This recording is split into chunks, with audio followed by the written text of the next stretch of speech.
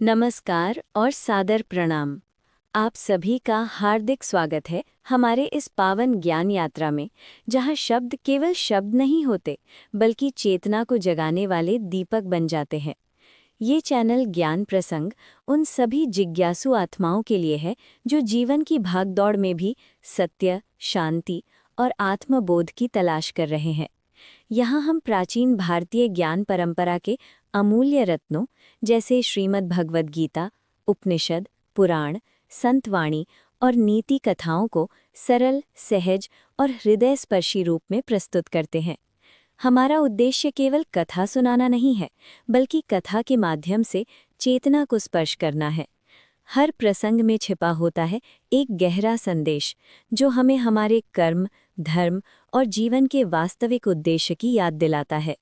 यहाँ आप पाएंगे ऐसे ज्ञान प्रसंग जो न केवल मन को शांति देते हैं, बल्कि जीवन को सही दिशा भी दिखाते हैं। इस चैनल पर प्रस्तुत हर कथा, हर संवाद और हर शब्द इस भावना से रचा गया है कि ज्ञान तभी सार्थक है जब वो जीवन में उतरे। चाहे आप भक्ति के मार्ग पर हों, आत्मचिंतन करना चाहते हो या जीवन की उलझनों के उत्तर ढूंढ रहे हो, ज्ञान प्रसंग आपका साथी बनेगा। तो आइए इस दिव्य यात्रा में हमारे साथ जुड़िए, सुनिए, समझिए और अपने भीतर छिपे सत्य को पहचानिए। यदि ये ज्ञान आपको स्पर्श करे तो चैनल को सब्सक्राइब करें, वीडियो को शेयर करें और इस ज्ञान धारा को औरों तक पहुंचाने में सहभागी बने। जय श्री कृष्ण। ज्ञान प्रसंग, जहां कथा बनती है चेतना। श्रीमद् भगवद गीता के प्रथम अध्याय का महात्म्य। माता पार्वती ने भगवान शिव से कहा, हे प्रभु, आप सभी तत्वों के पूर्ण ज्ञाता हैं। आपकी कृपा से मुझे भगवान विष्णु से संबंधित अनेक प्रकार के धर्मों का ज्ञान प्राप्त हुआ है, जो समस्त संसार का कल्याण करने वाले हैं। देवों के स्वामी, अब मैं श्रीमद् भगवद गीता के महात्म्य को सुनना चाहती हूँ, क्योंकि इसके श्रवण से भगवान श्री हरि में भक्ति और अधिक बढ़ जाती है। भगवान महादेव बोले, हम उन भगवान महाविष्णु की उपासना करते हैं जिनका स्वरूप अलसी के फूल के समान श्याम वर्ण है, जिनका वाहन गरुड़ है, जो अपनी दिव्य महिमा से कभी विचलित नहीं होते और जो शेष नाग की शैया पर शयन करते हैं। फिर महादेव ने कथा आरंभ की। एक समय की बात है, मुर दैत्य का संहार करने वाले भगवान विष्णु शेषनाग के सुंदर और रमणीय आसन पर सुखपूर्वक विराजमान थे। उसी समय समस्त लोगों को आनंद प्रदान करने वाली माता लक्ष्मी ने बड़े आदर और श्रद्धा के साथ भगवान विष्णु से एक प्रश्न किया।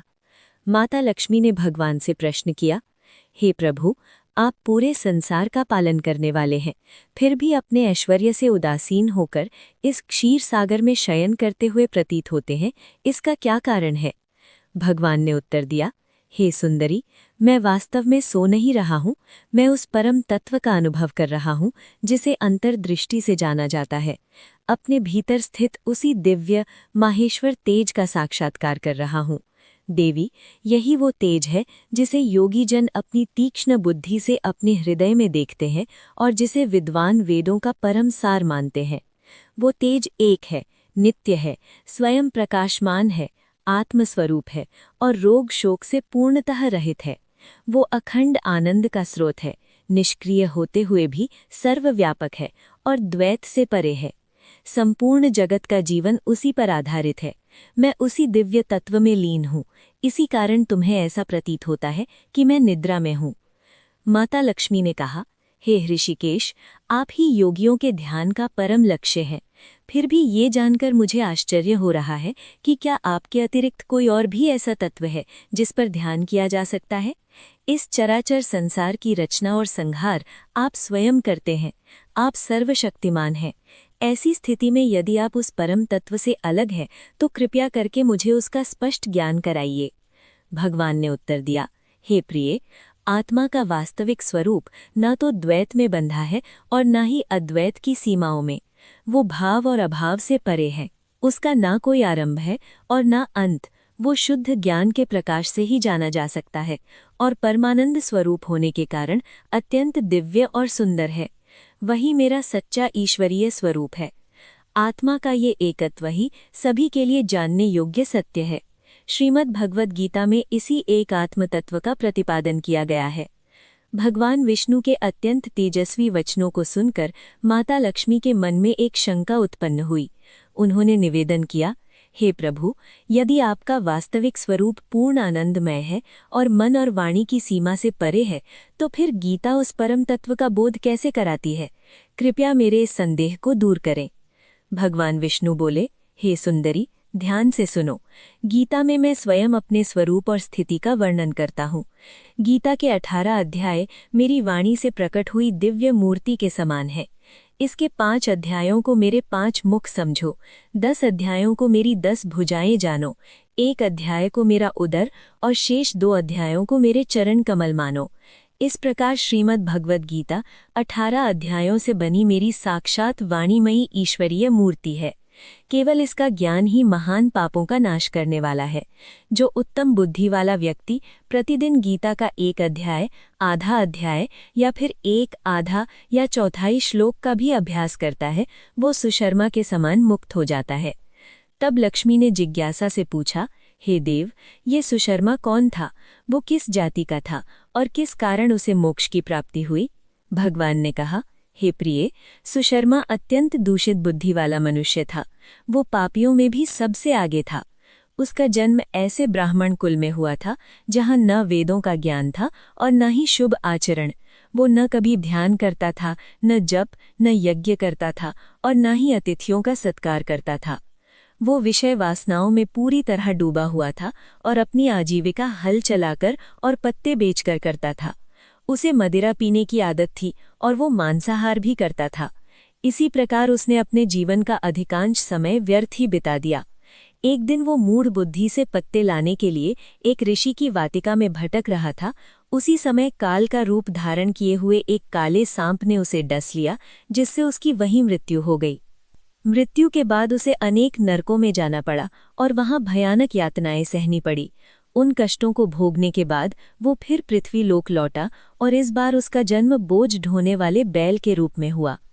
उस समय एक लंगड़े व्यक्ति ने अपने जीवन को सुविधाजनक बनाने के लिए उसे खरीद लिया। वो बैल कई वर्षों तक बड़ी कठिनाई से उसकी पीठ पर भार ढोता रहा। एक दिन उस लंगड़े ने किसी ऊंचे स्थान पर पहुंचने के लिए बैल को बहुत देर तक तेजी से घुमाया। लगातार परिश्रम और कष्ट के कारण वो बैल अत्यंत थक गया। अचानक वो तेजी से भूमि पर गिर पड़ा और मूर्छित हो गया। ये दृश्य देखकर आसपास के लोग कौतूहलवश वहां एकत्र हो गए। उस जनसमूह में एक पुण्य आत्मा भी उपस्थित था। बैल की दयनीय अवस्था देखकर उसके मन में करुणा जागी और उसने उसके कल्याण के लिए अपना पुण्य उसे अर्पित कर दिया। उसे देखकर कुछ अन्य लोगों ने भी अपने अपने पुण्यों का स्मरण करके बैल के लिए दान किया। उसी भीड़ में एक वेश्या भी खड़ी थी। उसे अपने पुण्य के विषय में कोई विशेष ज्ञान नहीं था, फिर भी दूसरों को देखकर उसने भी उस बैल के लिए मन से कुछ त्याग किया। इसके पश्चात जब उस प्राणी का अंत हुआ तो यमराज के दूत उसे पहले यमपुरी ले गए। यमपुरी में ये विचार किया गया कि उस प्राणी को वेश्या द्वारा दिए गए पुण्य के कारण पुण्यवान बना दिया गया है, इसलिए उसे वहां से मुक्त कर दिया गया। इसके बाद वो पृथ्वी लोक लौटा और एक उत्तम कुल और सदाचारी ब्राह्मण परिवार में उसका जन्म हुआ। इस जन्म में भी उसे अपने पूर्व जन्म की घटनाएं स्मरण बनी रहीं। कुछ समय बीतने के बाद अपने अज्ञान को दूर करने और सत्य का ज्ञान पाने की इच्छा से वो उस वेश्या के पास पहुंचा।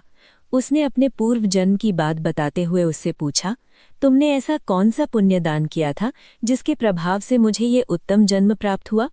वेश्या ने उत्तर दिया, मेरे घर में एक पिंजरे में बैठा हुआ तोता प्रतिदिन कुछ पवित्र पाठ करता है। उसे सुनकर मेरा हृदय शुद्ध हो गया।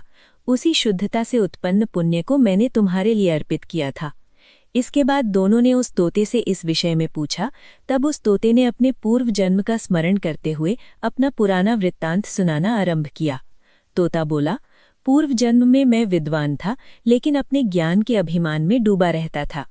तोते ने आगे कहा, मेरा राग और द्वेष इतना बढ़ गया था कि मैं गुणी और विद्वान लोगों से भी ईर्ष्या करने लगा। समय आने पर मेरी मृत्यु हुई और अपने कर्मों के कारण मैं अनेक नीच और घृणित लोकों में भटकता रहा।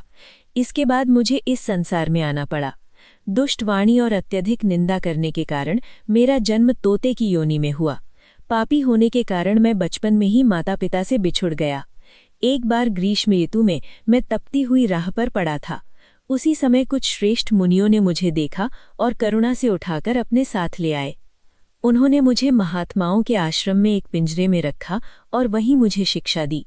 ऋषियों के बालक श्रद्धा के साथ श्रीमद् भगवद गीता के प्रथम अध्याय का नियमित पाठ किया करते थे। उन्हें सुनकर मैं भी बार बार उसी अध्याय का अभ्यास करने लगा। इसी बीच एक चोर बहेलिया मुझे वहां से चुरा ले गया। बाद में इस देवी ने मुझे खरीद लिया। यही मेरा पूरा वृत्तांत है जो मैंने आप सबको सुनाया। पूर्व जन्म में मैंने गीता के प्रथम अध्याय का अभ्यास किया था, उसी से मेरे पाप नष्ट हुए। उसी गीता के प्रथम अध्याय के प्रभाव से उस वेश्या का हृदय भी पवित्र हो गया और उसी से प्राप्त पुण्य के कारण ये श्रेष्ठ ब्राह्मण सुशर्मा भी अपने समस्त पापों से मुक्त हो गए। इस प्रकार आपस में संवाद करते हुए और श्रीमद् भगवद गीता के प्रथम अध्याय के महात्म्य की महिमा का वर्णन करते हुए वे सभी अपने अपने घरों में नियमित रूप से गीता का अभ्यास करने लगे। समय के साथ उन्हें सच्चा ज्ञान प्राप्त हुआ और अंततः वे सभी मुक्त हो गए। अतः जो व्यक्ति श्रद्धा और भक्ति के साथ श्रीमद् भगवद गीता के प्रथम अध्याय को पढ़ता है, सुनता है और उसका अभ्यास करता है, उसके लिए इस संसार रूपी भव सागर को पार करना कठिन नहीं रहता।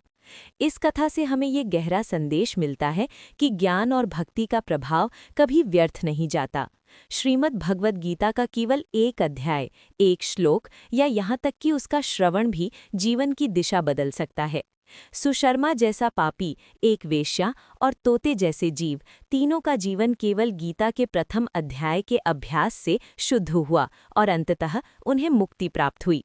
इससे ये स्पष्ट होता है कि ईश्वर की कृपा जाति, रूप या स्थिति नहीं देखती, वो केवल भाव देखती है। ये कथा हमें सिखाती है कि कभी भी स्वयं को अयोग्य न समझे, चाहे अतीत कितना भी अंधकारमय क्यों न रहा हो। सच्चा ज्ञान और सच्ची श्रद्धा जीवन को प्रकाश से भर सकती है। साथ ही ये भी सीख मिलती है कि अनजाने में किया गया छोटा सा पुण्य भी किसी के जीवन में बड़ा परिवर्तन ला सकता है। यदि ये कथा आपके हृदय को स्पर्श कर गई हो, आपके विचारों को शांत कर गई हो या आपको आत्मचिंतन के लिए प्रेरित कर गई हो, तो इसे दूसरों तक अवश्य पहुंचाएं। ऐसी ही और ज्ञानवर्धक, प्रेरणादायक और आत्मा को छू लेने वाली कथाओं के लिए हमारे चैनल को सब्सक्राइब करें, वीडियो को लाइक करें और अपने प्रियजनों के साथ साझा करें। चलो अगली कथा में फिर मिलते हैं। जय श्री कृष्ण।